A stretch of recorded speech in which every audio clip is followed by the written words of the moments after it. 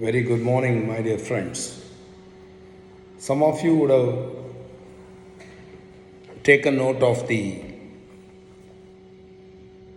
decisions at the board meeting held on the 18th December 2024 at the Securities Exchange Board of India board. I just wanted to speak on the ESG disclosures part of it alone, though the meeting deliberated and decided on several things.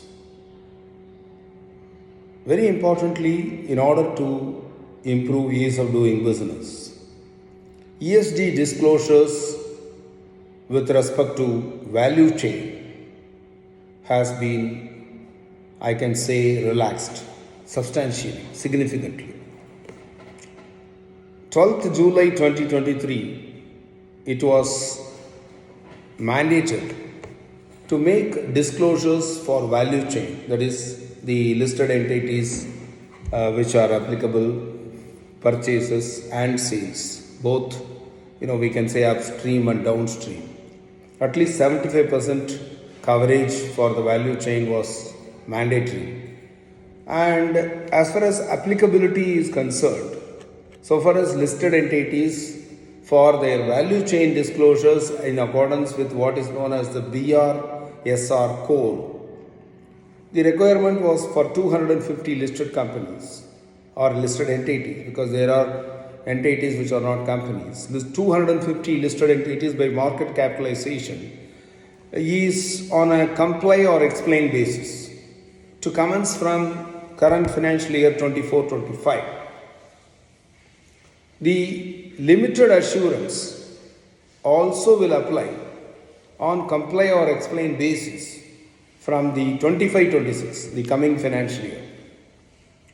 So therefore, the current requirement for value chain must be understood that one is 250 listed entities, two is the disclosures are on comply or explain basis, three, it is applicable from 24-25, and for assurance from 25-26. That is the current status. With reference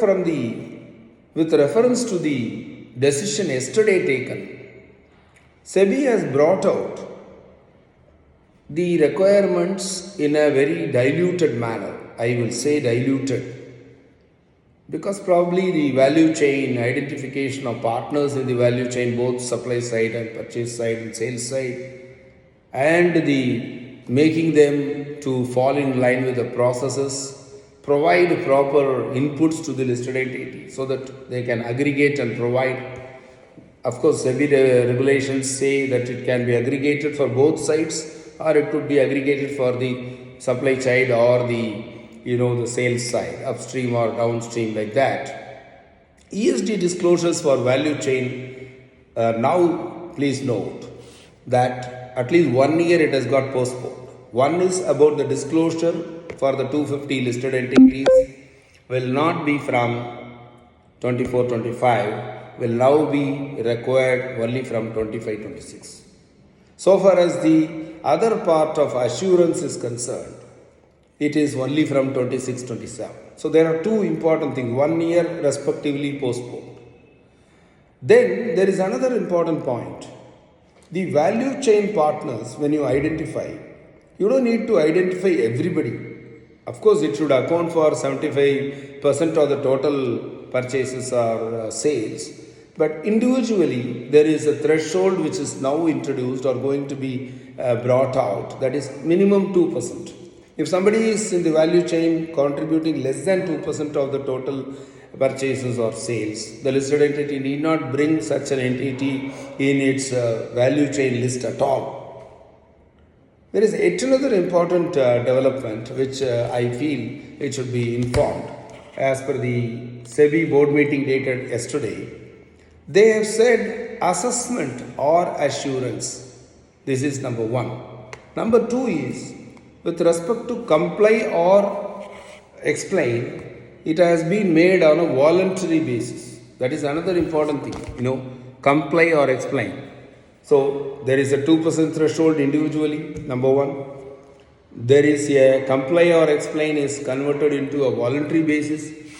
Reducing the requirements or the burden for compliance is done in this way, that it is instead of voluntary, it is comply or explain. Instead of comply or explain, it is voluntary. And there is also two more important thing I thought I'll share. If you have noticed the BRSR core annexure, 12th July 2023, there's something known as carbon capture. Carbon capture information must be provided in addition to, of course, CO2 equivalent of the emissions. This carbon capture is something which is a futuristic requirements. We have not heard that in India as of now, but in UK and US and other parts, they have devised technologies to capture the carbon emissions, that is CO2 emission, from your industrial unit where the emission takes place. Capture the carbon CO2, carbon dioxide, and transport it and store it permanently under somewhere, some storage, large storage facilities for CO2, compressed CO2 will be stored. We don't know, tomorrow there could be diamonds coming from such storage places, but as of now there are going to be lot of storage facilities created for CO2 capture. There is also something known as carbon credit. In the yesterday's meeting, the discussion talked about under the principle 6 of BRSR disclosure, for disclosure of carbon credit. And probably you will find a contribution to such CO2 capturing companies, or buying carbon credit or green credit from them may be very useful for you to say, I have contributed to the reduction in the CO2 emission. CO2 capture is one slightly different from CO2 sequestration. Sequestration is used in the legal language for possession of assets, but in carbon CO2 language, the atmospheric CO2 can be captured through technology and again transported and stored.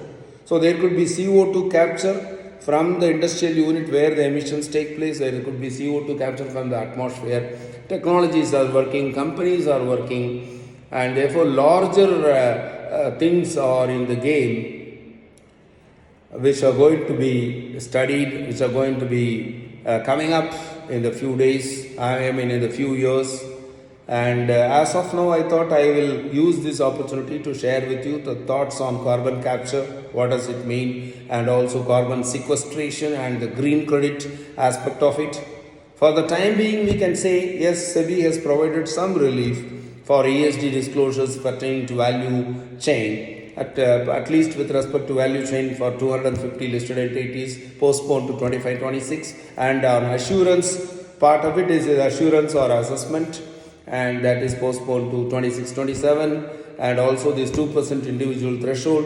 Interesting. Let us wait and watch how companies make these disclosures for their value chain on voluntary basis, because no longer they are required to say comply or explain. That's a big relief, because you need to give a lot of explanation. Thank you for the time being. Catch up with you soon.